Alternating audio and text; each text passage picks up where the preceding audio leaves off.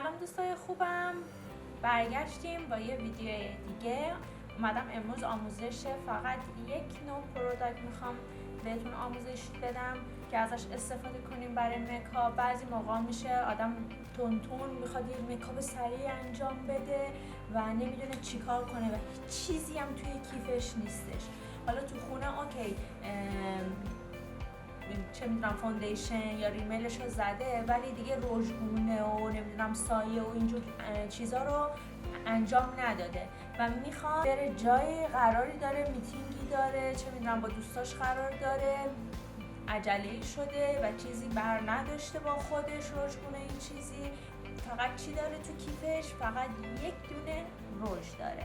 من اومدم امروز این نوع رژ رو انتخاب کردم، این رنگ رو انتخاب کردم. حالا هر کی میتونه یه رنگ خاصی رو انتخاب کنه یا تو کیفش باشه، چه میدونم صورتی، نمیدونم کالباسی، قهوه‌ای، هر چیزی رو میتونه انتخاب کنه و تو کیفش بوده باشه. من امروز اینو انتخاب کردم، این رنگ رو انتخاب کردم. میام اول چیکار میکنم؟ میام از این با انگشتم، چیزی هم نداریم و من میام از انگشتم استفاده میکنم، میزنم به انگشتم و میزنم پشت چشم و تپ میکنم. وقتی با این انگشت استفاده میکنیم با یه انگشت دیگرتون بلندش کنیم. خیلی راحت به پوستتون رنگ میده و خیلی خوبه. من دوست دارم این کار رو. نگاه کنید و خوب میشه، قشنگ فرق میکنه چشم و کرمی هم هستش، خیلی راحت بلند میشه. میام چیکار میکنم؟ با انگشتم میزنم به انگشتم دوباره همینو و میزنم رو گونم. یادتونه قدیما میخواستن خودشون رو سرخ کنن؟ خب اینجور چیزا نبود، بهشون میگرفتن خودشون رو. اینم مثل همون.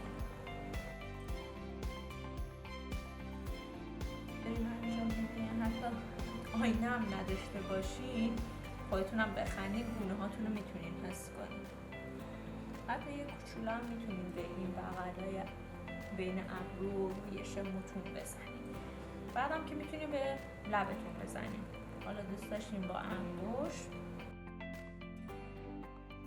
دوست نداشتین خود رژتون رو میتونین حالا یا زیاد، یا اگه دوست دارین همین هارمونی رو داشته باشه که با انگشت بزنید. اگه دوست دارین پررنگ‌تر باشه که میتونین خود رژ رو مستقیم روی لبتون بکشید. دوست داشتم هارمونی داشته باشه، رژ و سایه و رژ کنم.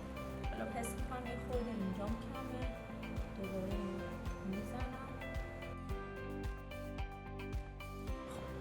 این شد از ویدیو امروز ما. مرسی که با من بودین، مرسی که نگاه کردین ویدیو منو. تا ویدیو بعدی، بای بای.